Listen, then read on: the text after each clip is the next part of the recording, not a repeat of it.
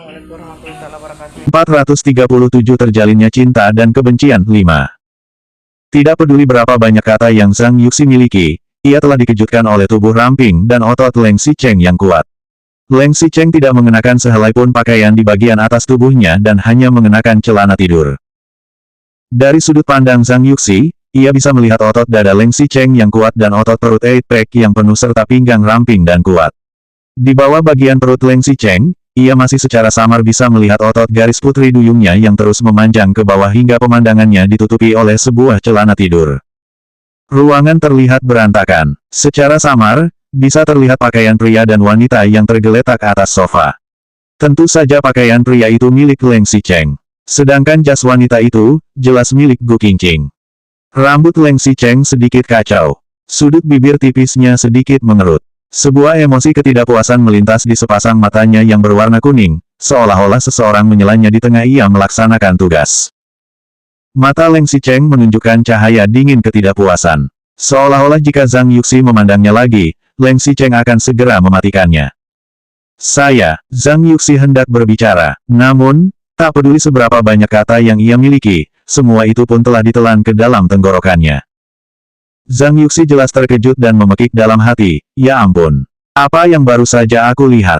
Leng Xicheng di dalam kamar Gu Qingqing dan masih bertelanjang dada. Kalau begitu mereka semalam, ini, tindakannya juga terlalu cepat, tidak? Paginya baru syuting adegan ciuman dan malamnya langsung bergelung di ranjang bersama.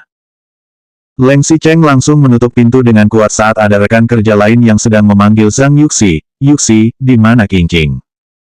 Tidak ada. Zhang Yuxi menjawab dengan tergagap, itu. Dia tidur agak larut semalam. Hari ini dia tidak akan pergi sarapan. Oh, dia tidak pergi. Kalau begitu, mari kita pergi, kata rekan kerja itu. Ia tidak curiga bahwa ada Leng Xicheng di dalam sana. Ia pun menarik lengan Zhang Yuxi dan menyeretnya pergi. Ketika Leng Xicheng kembali ke kamar, Gu Qingqing juga terbangun sambil mengusap matanya. Suaranya masih sedikit serak saat ia bertanya, siapa? Tidak apa-apa, ada orang yang memanggilmu untuk sarapan, jawab Leng Xicheng sambil kembali dan membuka selimut dengan ekspresi tenang. Oh, Gu Qingqing menanggapi dengan singkat. Saat ia baru saja hendak berbaring, ia tiba-tiba teringat sesuatu yang salah. Ia segera duduk dan bahkan suaranya pun sudah berubah. Apa? Siapa yang memanggilku sarapan? Leng Xicheng menutupi selimut, mengulurkan tangannya, dan memeluk Gu Qingqing sambil menjawab dengan malas, rekan kerjamu itu. Orang yang melihat kita berciuman kemarin. Waktu masih pagi, mari kita tidur lagi saja.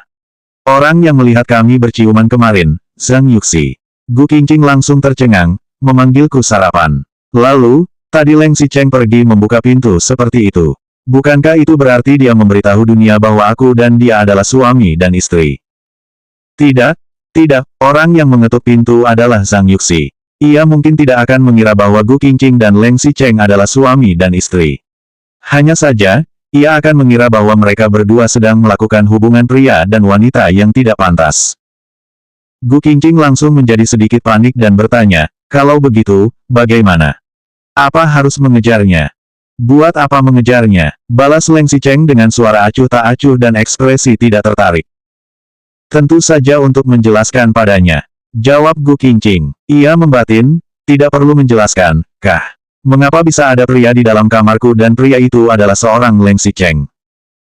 Leng Xicheng melirik Gu Qingqing dengan santai, menyandarkan tubuhnya ramping di kepala tempat tidur, dan bertanya, menjelaskan apa? Bagaimana menjelaskannya? Gu Qingqing mendadak membeku. Bulu mata Leng Xicheng bergetar, lalu sudut bibirnya yang tipis berkata dengan bercanda, aku harus berkata padanya bahwa kita tiba-tiba memiliki hubungan baik dan melewati semalam bersama. Atau, aku katakan bahwa kita hanya mengobrol di dalam selimut tanpa melakukan apapun. Atau, mau mengungkapkan status suami dan istri kita. Ketika Leng Xicheng mengucapkan kalimat terakhir itu, alisnya sedikit terangkat. Selama Gu Qingqing mengangguk dan setuju, ia benar-benar akan segera keluar dan mengumumkan kepada semua orang tentang hubungan mereka berdua. 438 Terjalinnya cinta dan kebencian. 6. Aku. Kata-kata Leng Xicheng membuat Gu Qingqing tersedak untuk waktu yang lama sebelum akhirnya ia baru pulih kembali. Memang, Gu Qingqing memang tidak bisa mengatakannya. Bagaimana caranya ia menjelaskannya? Bagaimana bisa Gu Qingqing mengatakan bahwa dirinya dan Leng Xicheng benar-benar adalah suami dan istri? Atau, mengatakan bahwa dirinya adalah orang ketiga alias selingkuhan Leng Xicheng? Bagaimanapun, jika mengatakan bahwa mereka hanya mengobrol di dalam selimut tanpa melakukan apapun, pasti tidak ada orang yang akan percaya. Tetapi, mengungkapkan hubungan mereka. Sekarang, Leng Xicheng terus menunggu dengan tenang. Betapa ia berharap saat ini Gu Qingqing bisa maju dan berkata, ia adalah istrinya.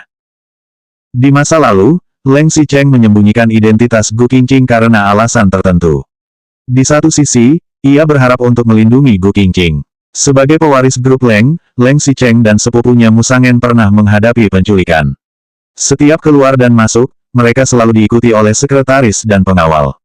Itu bukan untuk pamer, melainkan untuk menjaga keselamatan mereka sendiri. Di sisi lain, Gu Qingqing sendiri tidak suka menarik perhatian dan dilayani. Gu Qingqing juga sedang belajar di sekolah pada saat itu. Jika identitasnya diketahui, itu juga akan sangat merugikan dirinya. Poin yang paling penting adalah hubungan mereka berdua saat itu masih buruk. Tetapi, sekarang hubungan mereka berdua telah menjadi lebih baik. Leng Xicheng juga telah membereskan semua skandal berantakannya di luar. Saat ini, seharusnya ia bisa mengungkapkan hubungan mereka, bukan?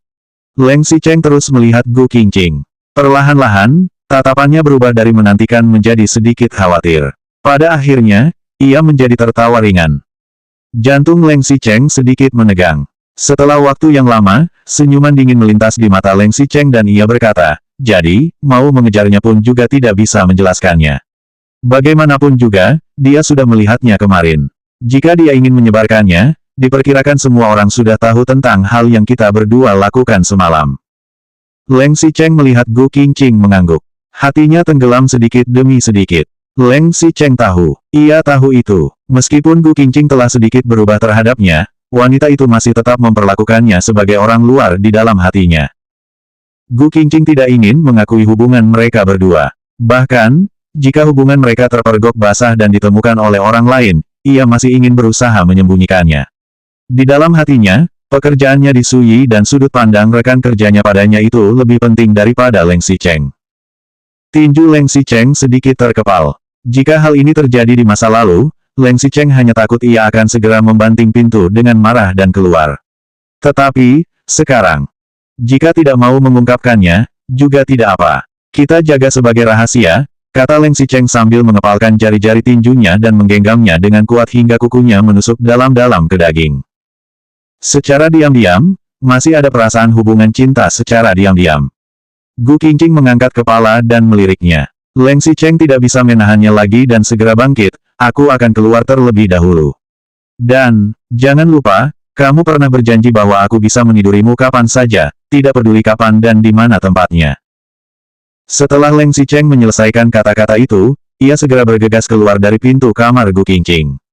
Kemudian, ia dengan cepat naik ke lantai atas untuk kembali ke kamarnya sendiri dan menutup pintu. Setelah Leng Xicheng mengambil napas dalam-dalam beberapa kali, baru akhirnya ia bisa mengeluarkan rasa depresi di hatinya. Wajahnya kembali menjadi tenang dan dingin seperti sebelumnya. Su Zipei turut setuju dengan kata-kata bos besar untuk membiarkan media datang. Pada saat waktu luang syuting iklan, benar-benar ada media yang datang untuk mewawancarai mereka. Media ini adalah media dari saluran berita Penguin. Foto-foto mereka menghadiri perjamuan di hari sebelumnya yang dirilis langsung menarik semua perhatian. Dalam sekejap, foto-foto itu naik menjadi berita utama di Weibo. Grup Leng mengambil kesempatan popularitas yang masih panas dengan menerima wawancara. Bukan hanya karena mereka ingin melakukan wawancara, melainkan juga agar media mengeksplorasi dan mengobservasi proses syuting mereka. Sekarang sudah masuk jam istirahat. Sekelompok orang mengelilingi untuk menonton. Pewawancara mengajukan pertanyaan pertama, Presiden Leng, Nona Su, kami merasa beruntung karena dapat mengundang kalian untuk datang berpartisipasi dalam wawancara hari ini. Kami mendengar, hubungan kalian berdua tidak dangkal. Selanjutnya 439 terjalinnya cinta dan kebencian 7.